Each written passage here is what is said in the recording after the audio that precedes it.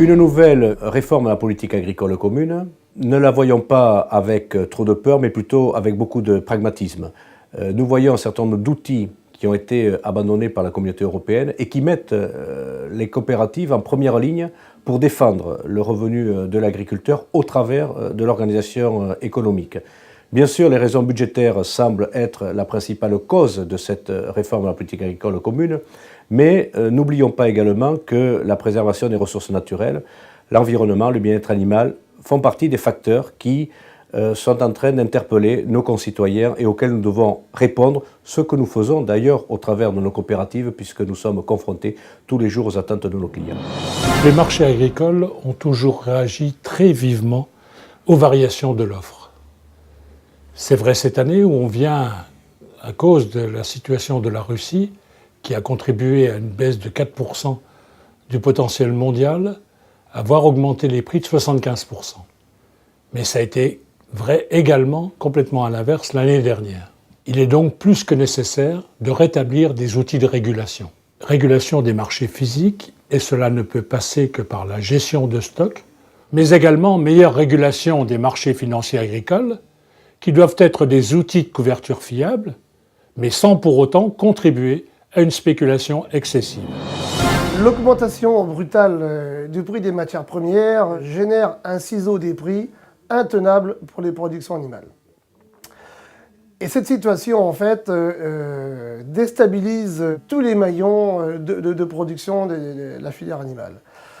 Pour la bonne raison que nous ne pouvons pas répercuter auprès des consommateurs des hausses aussi rapides. Je pense que la PAC doit contribuer justement à réguler et donc rééquilibrer en fait les choses. Mais je pense aussi que les coopératives, au travers de leur mission, doivent mieux organiser la synergie entre les filières végétales et animales. S'il faut une PAC régulatrice, bien entendu, il faut également et surtout des coopératives solides et puissantes qui puissent organiser des filières et créer des débouchés. Et si on a observé depuis quelques années un fort développement de nos coopératives, eh bien, il faut sans doute accélérer encore. Et dans nos métiers, notamment céréaliers, nous constatons l'émergence à travers le monde de grands leaders mondiaux qui nous viennent du Canada, d'Australie. Et je pense qu'il nous faut avoir encore un peu de courage pour créer ces leaders mondiaux dans les domaines des céréales, de la transformation. Nous avons nous-mêmes créé un leader dans le malt, mais il ne faut pas s'arrêter là. Et nous avons encore un immense travail devant nous. En plus d'une PAC forte qui contient des mécanismes d'encadrement minimum, nous devons aujourd'hui réfléchir à la mise en place d'outils nouveaux pour mieux jouer notre rôle de régulation et d'organisation de l'offre sur les marchés. Depuis l'abandon des mécanismes d'encadrement des marchés et la sortie programmée des quotas, le secteur laitier est aujourd'hui basculé dans une volatilité à laquelle il n'était absolument pas préparé.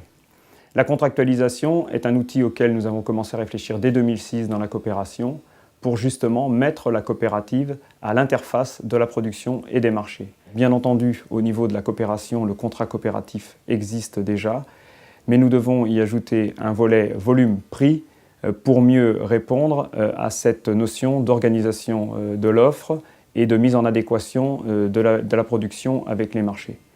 À côté de ce dispositif, la naissance des marchés à terme est aussi un facteur de stabilité et de régulation sur les marchés laitiers. Les filières animales vivent de grandes difficultés sur le plan économique actuellement. Les données dont nous disposons ce jour sur la réforme de la PAC après 2013 ne nous rassurent pas sur ce point. Nous espérons néanmoins que Bruxelles saura mettre les moyens suffisants pour maintenir le modèle alimentaire français-européen, dont les spécificités sont, d'un point de vue quantitatif, d'assurer l'indépendance alimentaire donc pour le niveau d'alimentation de nos concitoyens. Sur les aspects qualitatifs, la diversité de nos productions, aussi bien en bovins qu'en ovins, qui sont appréciés de nos concitoyens et consommateurs. Et puis sur le plan sanitaire, qui comporte deux volets, l'aspect sanitaire du produit pour la bonne santé du consommateur, et puis aussi l'autre aspect sanitaire qui doit maintenir l'état sanitaire des cheptels. On a connu dans un passé récent de grandes maladies, l'ESB, la grippe aviaire, la FCO. qui peuvent mettre en péril la production. Et donc nous souhaitons que la PAC 2013 prévoie des moyens et des mécanismes avec des moyens suffisants pour assurer donc le maintien de l'état sanitaire des cheptels et bien sûr assurer aussi le maintien des revenus des producteurs. Ce qui nous préoccupe, ce sont les distorsions de concurrence. Par là, j'entends les distorsions sur les salaires, sur les coûts salariaux d'un pays à un autre, à l'intérieur même de la communauté européenne, et les distorsions phytosanitaires. Il est indispensable d'avoir une harmonisation sérieuse à ces deux niveaux. La deuxième chose importante pour nous, filière fruits et légumes, c'est la pérennité de notre OCM fruits et légumes. En effet, cette OCM est structurante, très structurante, et elle permet à nos coopératives de créer de la valeur. Enfin, je vous rappelle que la coopération dispose d'un outil formidable qui s'appelle AgriConfiance. À travers cet outil, on peut décliner toutes les problématiques, toutes les attentes de nos concitoyens, de nos consommateurs et de nos producteurs.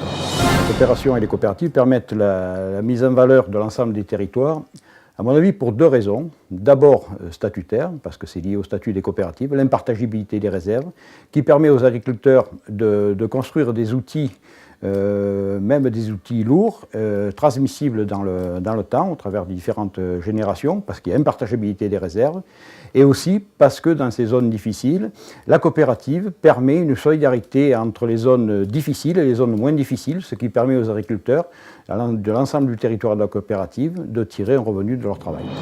Renforcement de la biodiversité, amélioration de la qualité de l'eau, et lutte contre l'érosion des sols, décompaction des sols. La luzerne est donc la plante qui répond aux défis de la PAC 2013 et au Grenelle de l'environnement. La luzerne participe à l'approvisionnement des éleveurs avec des protéines de proximité. Elle doit donc retrouver sa place dans les rotations dans les régions de grande culture, là où elle disparaît faute de politique publique adaptée. Elle a donc besoin d'un soutien spécifique dès 2012, dans la mesure où le bilan de santé prévoit un découplage total à partir de cette date. Il nous faut des réponses concrètes, c'est urgent, c'est la responsabilité des politiques face à des frontières ouvertes et au démantèlement des OCM.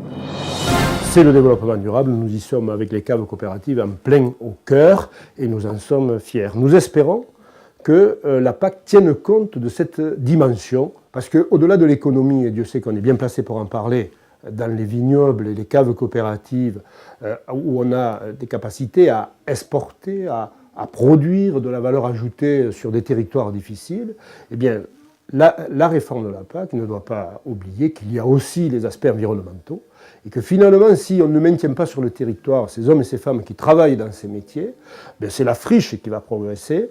Et la friche qui progresse, c'est indiscutablement des risques et en même temps offrir un paysage épouvantable.